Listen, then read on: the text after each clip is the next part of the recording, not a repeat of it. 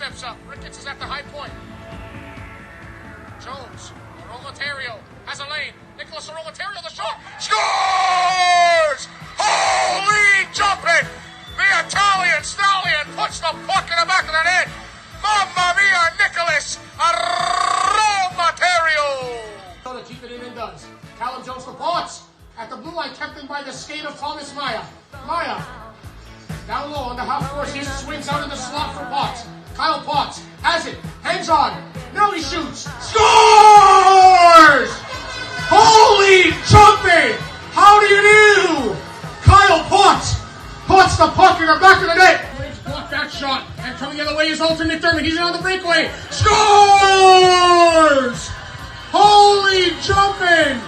His grandfather, Paul Henderson, must be ecstatic about that one because Ohl Moment just scored his first career Buckland Cup final playoff goal. Has been pulled. The Dukes are in the Oakville zone. Zone salvage. Swung that around. The Blades are trying to tie this puck up. It goes into the corner. The Blades have a chance to get this out. Lions will tie it up. 10 seconds. Gilmore has it at the point. It's in. Tips. Just wide. 7 seconds. It's back in the corner. Ewing's back in. 3, 2, 1. The Oakville Blades. Holy jumping. Blades win. Blades win. Blades win. The Oakville Blades are Buckland Cup champions. You're watching Mamma Mia! This is Fire Talk with Nicholas Fiore. Welcome back, everybody, to episode number 32 of Mamma Mia. This is Fire Talk. I'm Nicholas Fiore, the Oakville Blades play-by-play broadcaster, and on this edition of the show, I am joined by Tristan Lennox, the goaltender for the Saginaw Spirit in the OHL. Tristan, thanks for joining, man. I appreciate it. Yeah, no, thanks for having me. My pleasure. Absolutely. And you're not just, the Saginaw goaltender. You're eligible for the 2021 NHL Entry Draft. Has that wording sunk in yet? Yeah, I mean, sometimes when I hear it, I kind of get a bit nervous, and leading up to it, it's coming quickly. I feel like I just got into the OHL last year, so it's come quickly, and I can't wait for it. Well, absolutely. I mean, you're young, right? 02, you're 18 years old, so saying that you're eligible for the NHL draft is probably like, wow, what's happening? I mean, I spoke to Cole Perfetti. He just got drafted by Winnipeg 10th overall in the latest draft. And he was the same thing. It's like, yeah, it's just like a surreal thing to say all the hard work, right? That's led up to this moment, even though you're still only 18, but to get to the moment and being drafted, it's pretty special, isn't it? For sure. Yeah. I mean, it's everything everyone dreams about when they're growing up playing hockey, just getting your name called and being a part of an actual organization. So yeah, I can't wait. Absolutely. You, I know you a little bit from, your Brantford 99ers days. I remember calling some of your games with the Oakville Blades when you came to the 16 Mile at the Wayne Gretzky Sports Center. You were only with Brantford for 11 games, right? 4 and 7 there. Brantford is a developing team. We can say just over the years, right? Getting your feet wet type of thing. And then you went to Saginaw, 15 games in the 18-19 season. What was it like going up and down OJHL to the OHL?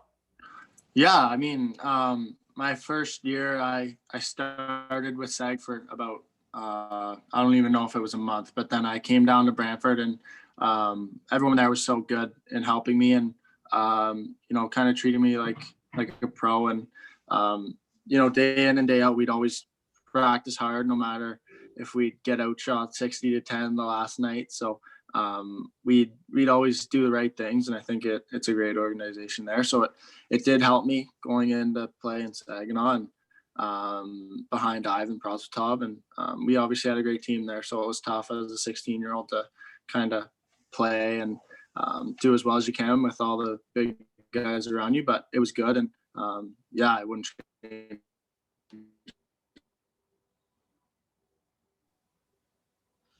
Yeah, absolutely. And the thing is, though, when you're going up and down, it could be one of those things. Okay, I gotta worry about playing this type of team in the OJHL, but then worrying about playing this type of team in the OJHL. The OHL, I should say. So how different for you was it? the different style of play between both leagues? Yeah, I think there's obviously a bit of difference in speed and just maturity, I guess I should say. Is like you got first rounders coming against you every night on other teams, and that's not a knock against the OJ. It's obviously development league, and it's really good for what it does. But I think I think just in the OHL you got guys like Perfetti and Suzuki and just guys like that are always coming against you every night. So it's tough. Absolutely. Also in the 2018-19 season, you represented your country at the Hlinka Canada U17 Team White. It was a World U17 Hockey Challenge, I should say first, and then the Hlinka. But at the World U17 Challenge with Team White, you lost in the quarterfinals, you played 3 games, you were 2-0 yourself. How crazy is it to represent your country at no matter what level? Yeah, I think it's obviously one of big dreams for hockey players growing up, to throw on the Canadian jersey and represent your country.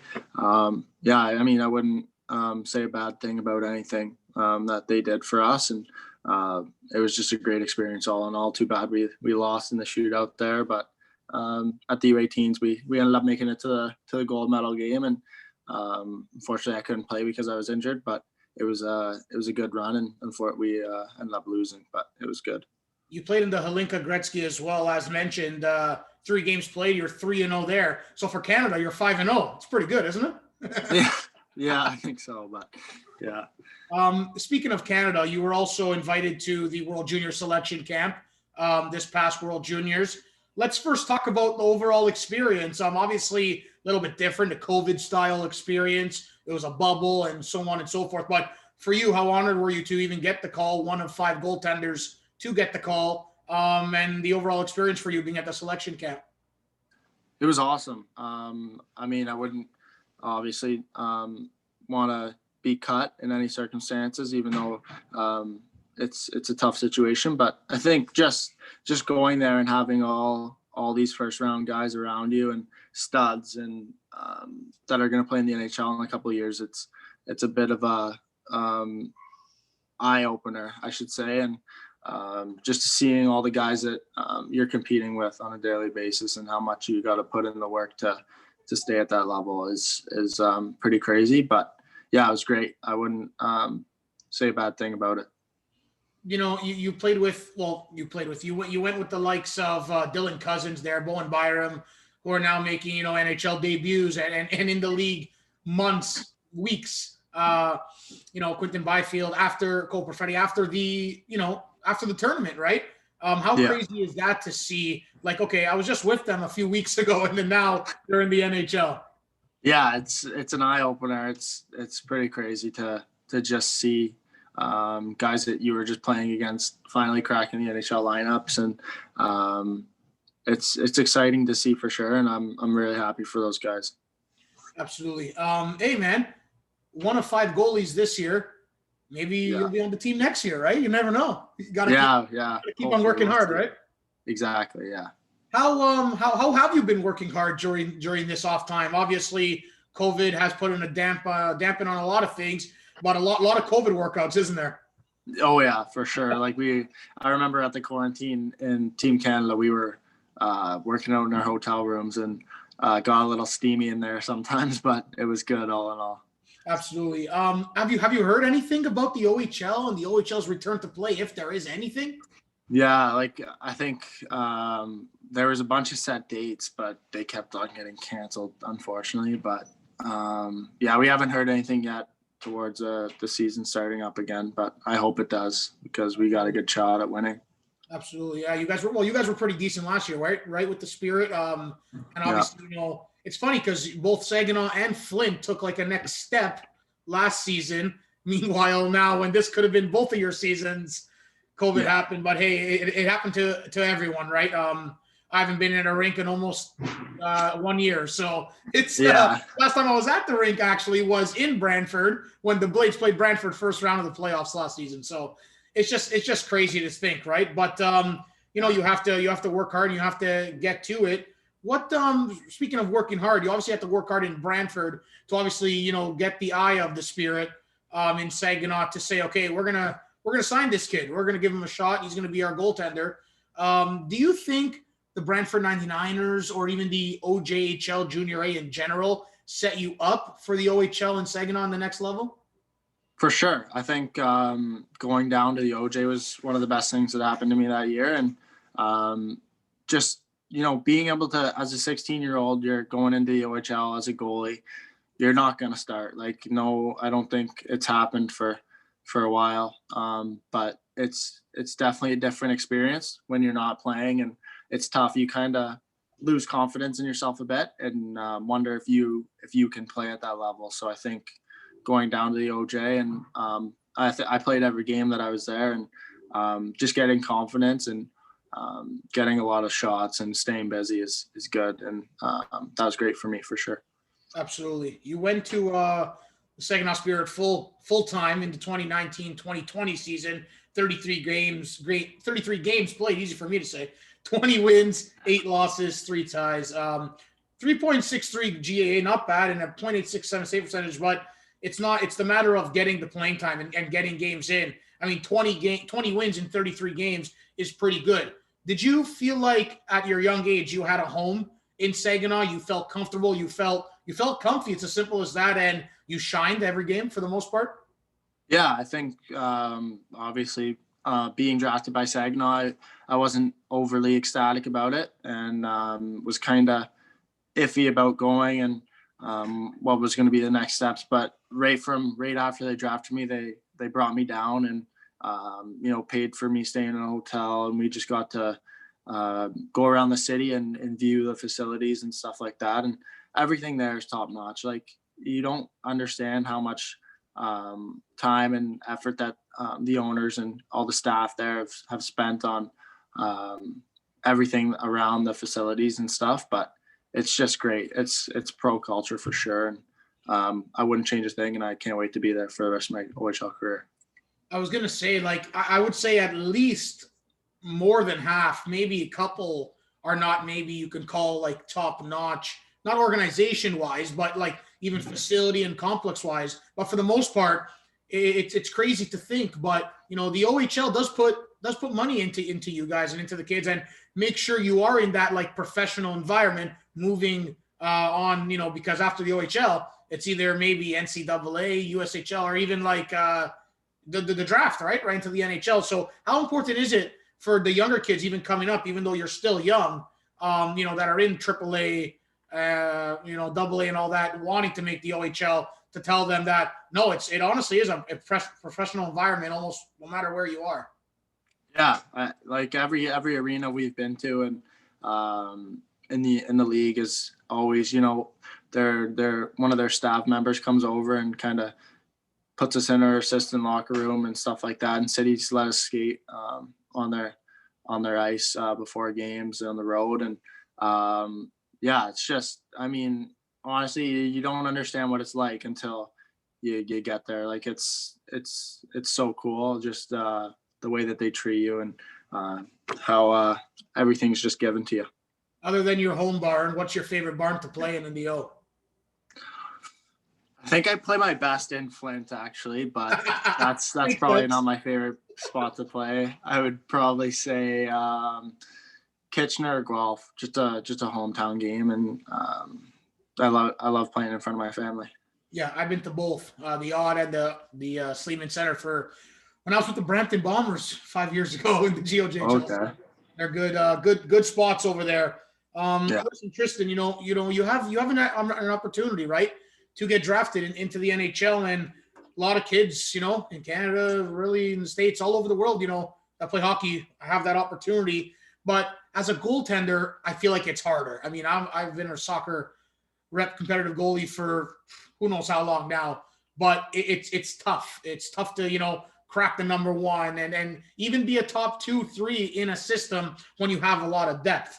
For you, you are either ranked in a way 1 to 3 in the top goaltenders that could be going in the 2021 NHL entry draft behind Jesper Wallstedt and Sebastian Cossa, who is your teammate, I believe, right, with Canada. Yeah. So how crazy is that, you and one of your former teammates with a national team, a youth national team, can be drafted top 3, and do you really care where you go if it's 1, 2, 3, or you just want to get in the show?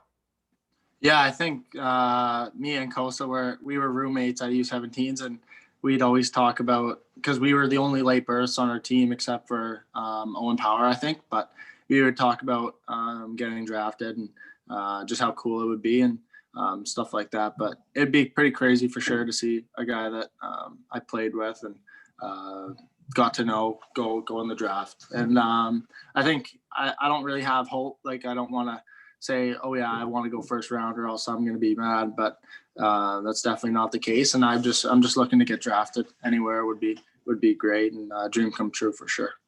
3 different draft rankings going down, and they have you slotted as 45 to 71. I mean, if I'm not mistaken, that's pretty high for a goaltender, right? So good for you in that sense. But how hard is it as a goaltender to put in that extra work? Like I said, there's only limited spots on a roster. It's like, do you have to do almost a little more extra than, a top 6 forward, a defenseman and a skater? Not in that sense, but in a sense where there's so much limited spots, I really have to shine when I get the opportunity, don't I?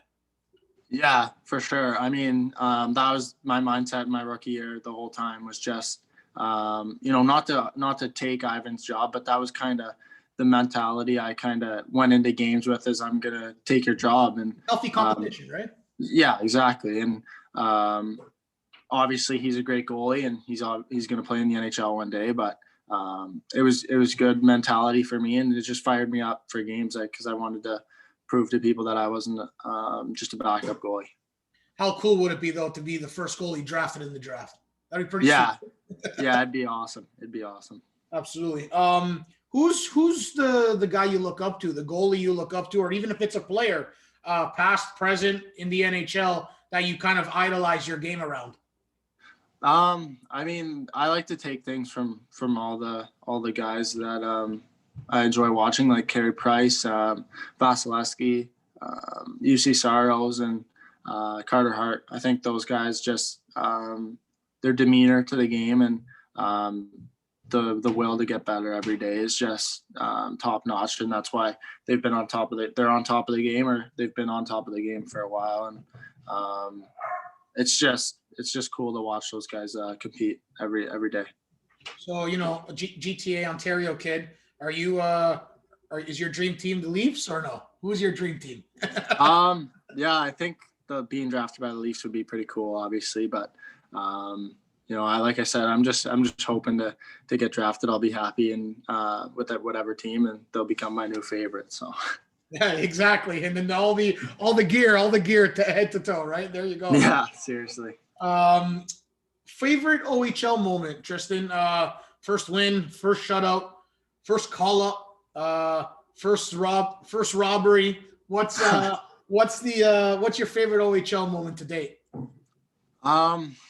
I think I'd probably say just I don't think first win or first shutout. I would probably say being with the boys for the first actual playoff run that Saginaw's had in history. So it was pretty cool to be as a 16-year-old, just seeing all the top guys you got on your team, like Tipper, Fats, Bodie Wild, guys like that. It's just crazy to see, and it was fun to be a part of for sure. And when I got called down into that game because Ivan got suspended, it was pretty cool experience for sure. So that would have to be it.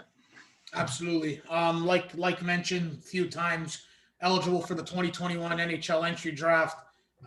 What do you, other than being drafted, what are you most looking forward to about the entire process? Let's hope it doesn't get pushed to 2022, as the NHL said that they want to do that. Maybe not a bad thing for you. You could play in the OHL maybe another year and develop some more. But needless to say, as I digress, what are you most looking forward to in the overall draft experience? Yeah, I think just being able to be a part of it, just being one of the guys that are looking to get their name called on that day is going to be pretty cool. And I think just being there and being able to be a part of it's going to be pretty awesome. And also just it's time to get to work after that. You gotta work a little extra harder. So I'm also looking forward to that. I have to throw this in here. How much credit you got to give to Rutsy? If any, right? If any. Yeah, Rutsy gets all of it. Rutsy gets all the credit. Garrett Rutledge, if you don't know Rutsy, the assistant and video coach of the Saginaw Spirit as well. Shout out to Rutsy, both of our good friends. Listen, Tristan, I appreciate you coming on. I have a variety of guests that come on, current NHLers, NHL alumni, OHLers, NCAA, USHL, and other sports as well, soccer and basketball people. So I do appreciate you coming on. Love talking to guys and kids that want to make it to the next level, that are eligible for the draft, and just, have a good head on their shoulders at 18 years old, making me feel old. I'm a 95 and you're an 02. So, but, I appreciate you coming on, and best of luck moving forward, man. Yeah, thanks, Nicholas. Thanks for having me. Absolutely. Anytime. I'm sure we'll keep in touch. Listen, everyone, that was Tristan Lennox, OHL goaltender for the Saginaw Spirit, and eligible for the 2021 NHL Entry Draft. Could be one of the top goaltenders to go. Hey, keep an eye, folks. Pretty damn good if I don't say so myself. I'm Nicholas Fiore, the broadcast voice of the Oakville Blades. Follow, because more episodes are coming with even different sports, as well as Instagram Lives, mostly every other week on Thursday night. Keep in touch, everyone. Stay safe, and mamma mia. Now Davis takes it and looks to come the other way. Davis is in, trying to drive, and he will look to go across. Good play to Davis, though, to get it right back to him. He goes down low to Israels. Centering, it's there. Score! Stevie! Steven Whittle scores his first OJHL playoff goal for the Oakville Blades. This game is opening up in a big way for both teams. Ricketts centering, what a pass, Israel's breakaway, the move, scores! What a goal for the Alaska Fairbanks commit, the assistant captain, Harrison Israels, with an absolute dandy. Down low to Lyons, Jack Lyons centering, scores! The double jacks combine as that puck popped up like a jack in a box, and it's Jack Ricketts from Jack Lyons. 6-1 on the 40th shot of the game. It's all Oakville. Colette Smith hits it in. A chance here can develop, but the Blades will look to take it. And Ricketts finds Israels. Breakaway, Israels. A chance, backhand. Rebound. Scores! And the Oakville Blades win it here in Toronto.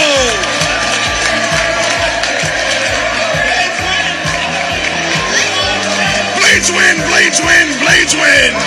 That was Mamma Mia. This is Fire Talk with Nicholas Fiore. Thank you for watching, and stay tuned for the next episode.